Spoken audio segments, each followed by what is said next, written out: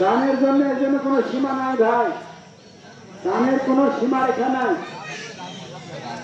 নির্ধারিত করে দেওয়া হয়েছে নামাজের জন্য 100 টাকা, এটা হলো নির্দিষ্ট চাঁদা বা এটাও দান, এটাও দান, কিন্তু এটা ধনী গরিব সবাই নামাজের জন্য 100 টাকা দিবে। ইচ্ছে করলে তো স্বেচ্ছায় বেশি দিলে দিতে পারি, কিন্তু আলাদা কথা। আর দান, দান একান্তই ব্যক্তিগত ব্যাপার।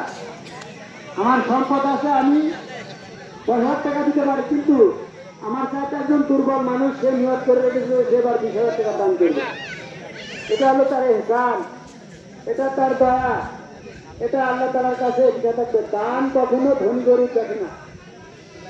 দান ধনী গরিবের গায়ে লেখা থাকে না যে ধনী লোকই বেশি দান করবে, গরিব লোক বেশি দান করবে না, এটা ঠিক না। আর আল্লাহ তাআলা কাউকে গরিব তাকে বলে, গরিব আমরা কেউ না। গরিব হলো সেই লোক যে লোক আল্লাহ রাস্তায় খরচ করতে চায় না,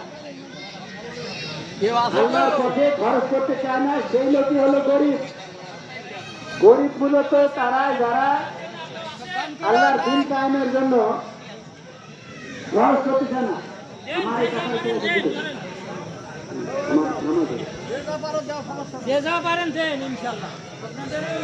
আল্লাহ তাআলা আপনাদের এই দানকে কবুল করে দেবেন, দানকে বেশি করে দেবে।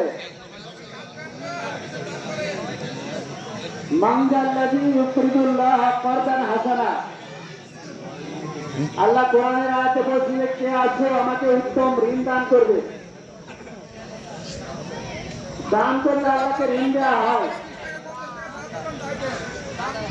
দান খয়রাত করলে আল্লাহকে ঋণ দেওয়া হয়, আল্লাহ নিজে ঘোষণা করছে। সূরা হাফিজে আয়াতে আল্লাহ তাআলা বলছে, মানজাল্লাযী ইউকরিদুল্লাহ কারদান হাসানা, কে আছে আমাকে উত্তম ঋণ দান করবে।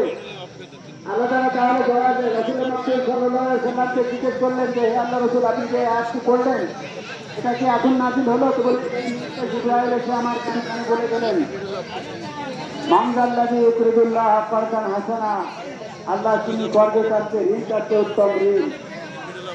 তো এই ঋণ দান করলে কি হবে? তো বলছে কারদান হাসানা ওয়া যায়ফা লাহু ওয়া লাহু আজরুন কারীম। আল্লাহ তাআলা বলছে এই দান করলে আমি তাকে অনেক গুণ বাড়িয়ে দেব। সুবহানাল্লাহ ওয়া বিহামদিহি। আল্লাহকে উত্তম ঋণ দিলে, দান করলে আমরা, আল্লাহ নিজে বলছেন যে তাকে আমি অনেক গুণ বাড়িয়ে দেব। অনেক গুণের মুফাসসিরে কেরাম, সাহাবা আজমাইন, তাবেঈন, তাদের থেকে বর্ণনায় ভাবে এসেছে